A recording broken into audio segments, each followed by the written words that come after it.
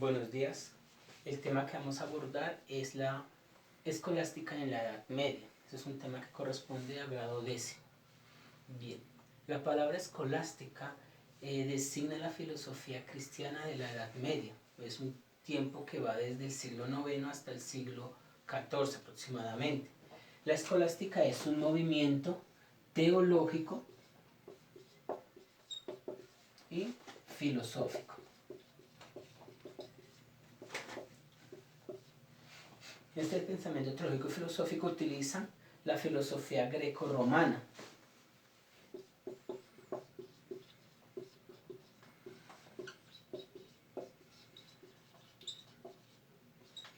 Esta filosofía greco-romana es la unión del pensamiento griego y el pensamiento romano. La la escolástica retoma en este aspecto del pensamiento filosófico, del pensamiento greco-romano, lo que son las tradiciones,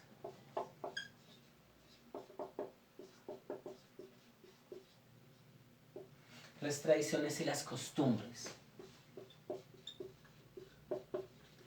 Las tradiciones y las costumbres de aquel momento para comprender la revelación religiosa del cristianismo del momento. Comprendiendo que el pensamiento del medioevo es totalmente teocéntrico, estas costumbres y esas tradiciones son netamente religiosas. El escolástico tiene unas características propias que son las que hacen que la filosofía cristiana o la teología cristiana tenga una gran fuerza. Entonces, la primera característica que nosotros tenemos que tener en cuenta es la revelación divina como ayuda de la razón. Entonces, en este caso, ya la parte de que la filosofía era esclava de la teología se supera. ¿Por qué? Porque esa revelación de razón es ayudada con la fe y viceversa, la fe es ayudada con la razón. Otro punto fundamental es el respeto a las filosofías de Aristóteles y de Platón. Para este tiempo, la filosofía aristotélica y la filosofía platónica se cristianizan de cierta manera. ¿Por qué? Porque Santo Tomás retoma el pensamiento aristotélico y San Agustín retoma el pensamiento filosófico. Es como lo más fuerte de estos filósofos. Hay otras razones y otros filósofos que también lo retoman, como San Buenaventura, como Juan Escoto y otros en camino. En este momento también predomina la fe y el clero, ¿no? Ya no es tanto que se ayude, sino que predomina la fe y el clero, es decir, todo el poder, toda la coyuntura, toda la cuestión política está bajo el clero. El clero es el que designa, el clero es el que gobierna y amparados en la fe.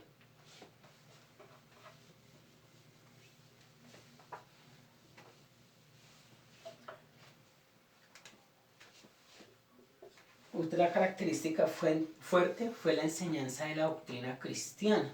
En esta parte de la escolástica surgieron grandes escritos, surgieron grandes doctrinas y para la iglesia fueron unos concilios o unos encuentros que fundamentaron mucho los dogmas de la iglesia. Entonces se da lo que es la enseñanza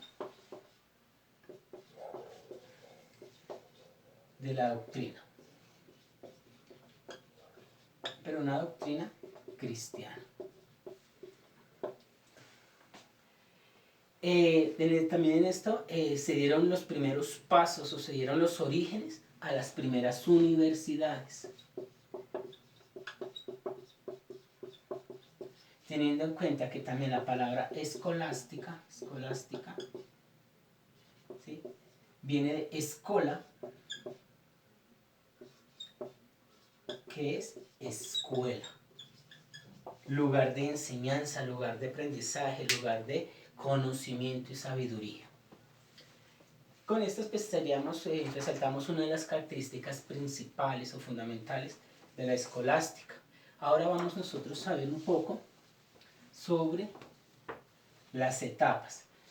En este momento pues vamos a clasificar estas etapas de la filosofía en tres. Entonces la primera etapa vendría siendo la escolástica temprana.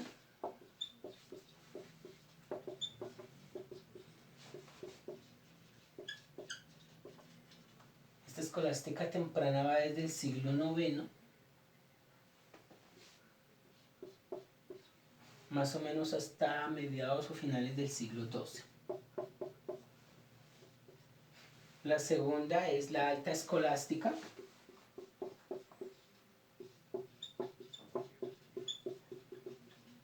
Esa alta escolástica va durante el siglo XIII. Durante el siglo XIII. Esta alta escolástica es conocida como la edad de oro de la iglesia, la edad de oro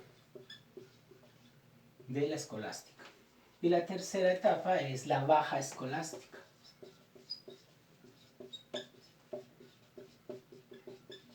Esta normalmente es del siglo XIV. El siglo XIV. Bien, ahora vamos a centrarnos un poco en la escolástica temprana.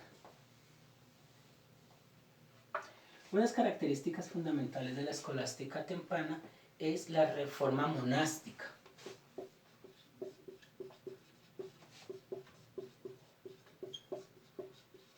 Cuando hablamos de reforma monástica estamos hablando del estilo de vida de los monasterios, de los conventos, de todo lo que son las abadías de aquel momento, con toda su estructura en cuanto a su estilo de vida.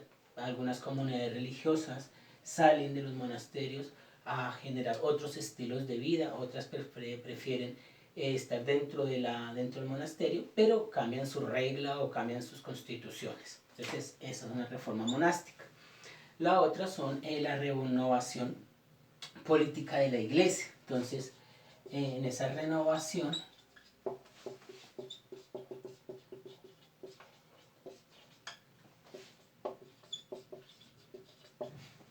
política de la iglesia, entonces ahí en esta renovación algunos clérigos, algunos sacerdotes, obispos empiezan a asumir ciertos roles dentro de la política y otros son transformados o cambiados. Otra característica también fundamental son las grandes cruzadas.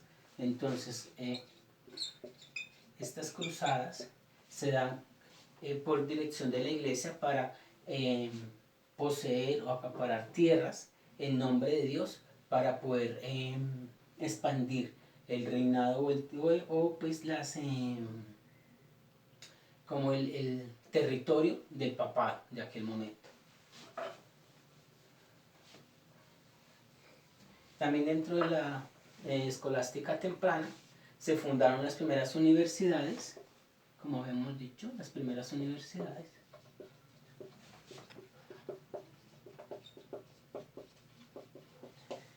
A tal punto que su gran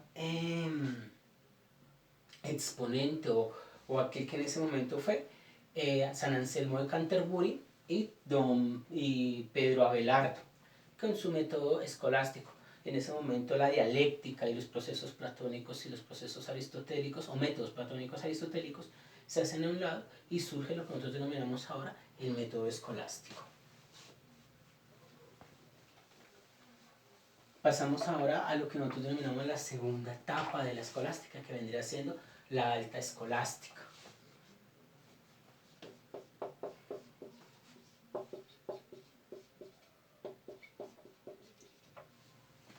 Dentro de la alta escolástica se genera un gran movimiento y se reconoce como la Edad de Oro, porque es allí donde surgen unos grandes tratados, unos documentos, entre ellos se redactan grandes sumas teológicas y filosóficas.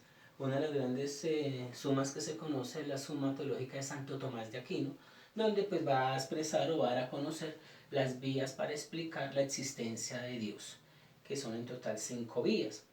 También en la alta escolástica un gran exponente también es Duns Scoto, que manifiesta la idea de Dios como un ser infinito.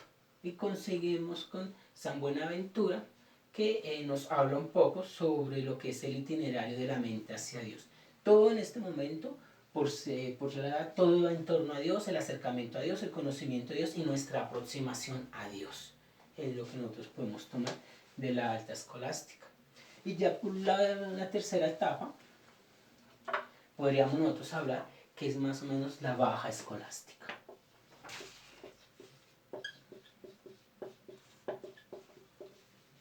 Bien, aquí en la baja escolástica ya empezamos nosotros a mirar como una decadencia de la iglesia, una decadencia de la raz de la fe. ¿Por qué? Porque se separan, se divorcian la razón y la fe.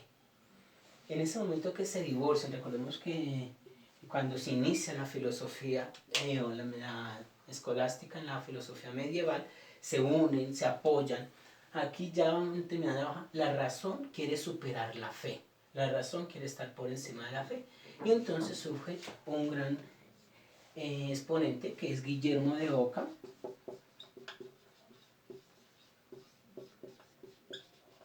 Guillermo de Oca, con su postura del nominalismo. En esa postura del nominalismo, Guillermo de Ockham se opone a la tradición aristotélica escolástica, es decir, todo lo que más nos habla Santo Tomás en cuanto a que Dios es uno, en cuanto a Dios es el motor de todas las cosas, en cuanto el cuerpo y alma son uno, y todas esas tradiciones que nos van enseñando, entonces aquí empiezan a decaer. Aparte de que se opone a la tradición aristotélico-escolástica, esta postura lleva a afirmar el primado de la voluntad sobre la inteligencia. Y la voluntad de Dios no está limitada por nada. Entonces, es decir, en ese momento, el nominalismo pasa a poner la fe de un lado y empieza a surgir la razón. Bien, con estas breves ideas, con estos ítems cortos, quería como dar un brochazo sobre este tema del escolasticado. Les invito a profundizar, a investigar más sobre estos temas y cualquier inquietud o pregunta que tengan será muy bien recibida. Muchas gracias.